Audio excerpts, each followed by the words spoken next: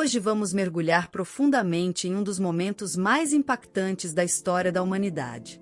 Um momento em que o próprio Filho de Deus sentou-se diante de uma multidão e revelou verdades que até hoje desafiam e transformam vidas. O Sermão da Montanha não é apenas um conjunto de ensinos morais ou uma bela filosofia de vida. É um chamado para um novo padrão de existência, uma forma radical de viver que nos aproxima do coração de Deus e nos afasta da ilusão de uma vida centrada apenas em nós mesmos.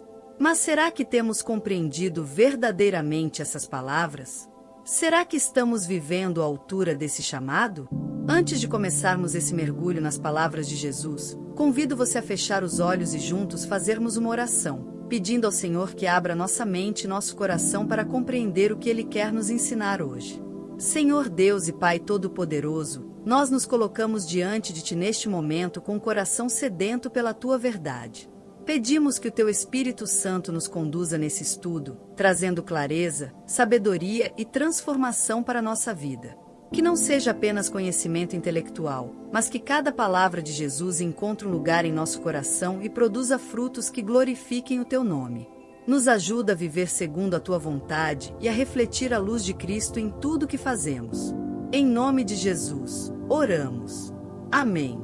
Agora que entregamos esse tempo ao Senhor, vamos nos transportar para aquele momento em que Jesus se assentou diante da multidão e começou a falar. Imagine a cena. Homens, mulheres, crianças, todos ali com os olhos fixos nele, esperando algo que fizesse sentido em meio às suas dores e desafios. Eles estavam acostumados com o ensino dos fariseus, que impunham regras pesadas, mas não ofereciam esperança. Mas Jesus era diferente. Suas palavras tinham vida. Tinham poder. Ele não falava apenas a mente, ele falava a alma. E assim, ele inicia com uma série de declarações que, à primeira vista, parecem contraditórias. Ele diz: "Bem-aventurados os pobres de espírito, porque deles é o reino dos céus." No mundo de hoje, valorizamos a autossuficiência, ser forte, ser independente. Mas Jesus nos ensina que a verdadeira felicidade não está em nos apoiarmos em nossa própria força, mas em reconhecer nossa total dependência de Deus. Quando nos esvaziamos de nosso orgulho e entendemos que sem Deus nada somos, abrimos espaço para que Ele nos preencha com sua graça e seu reino. Logo em seguida, Ele diz: "Bem-aventurados os que choram, porque serão consolados." O mundo nos ensina que devemos evitar a dor a qualquer custo. Mas Jesus nos lembra que Deus está perto dos que choram, que Ele vê nossas lágrimas e promete nos consolar. E que tal essa? Bem-aventurados os mansos, porque herdarão a terra. Em um mundo que preza pela força e pelo poder, Jesus nos diz que é a humildade que nos leva à verdadeira herança. Os mansos não são fracos, mas aqueles que confiam plenamente na justiça de Deus. Jesus continua: "Bem-aventurados os que têm fome e sede de justiça, porque serão fartos." Você já sentiu uma fome tão intensa que tudo que conseguia pensar era em comida? Essa é a intensidade com que devemos desejar a justiça de Deus. Não uma justiça qualquer, mas a verdadeira justiça, aquela que vem do alto. E então ele diz: "Bem-aventurados os misericordiosos, porque alcançarão misericórdia." Quem nunca guardou um ressentimento? Quem nunca desejou justiça contra alguém que nos feriu? Mas aqui está o segredo: a misericórdia que oferecemos será a misericórdia que receberemos. Ele segue dizendo: "Bem-aventurados os puros de coração, porque verão a Deus." Em um mundo cheio de distrações, impurezas e tentações, Jesus nos convida a uma vida de santidade. Quando nosso coração está limpo, conseguimos enxergar Deus com mais clareza. E então, bem-aventurados os pacificadores, porque serão chamados filhos de Deus. No meio de um mundo dividido pelo ódio e pelas disputas, Deus nos chama a sermos agentes da paz. E, por fim, Ele nos lembra: "Bem-aventurados os perseguidos por causa da justiça, porque deles é o reino dos céus." Agora, quero fazer um convite especial. Se esse estudo tem edificado sua vida e você deseja crescer ainda mais no conhecimento da Palavra de Deus, confira os materiais de estudo que disponibilizamos na descrição do vídeo.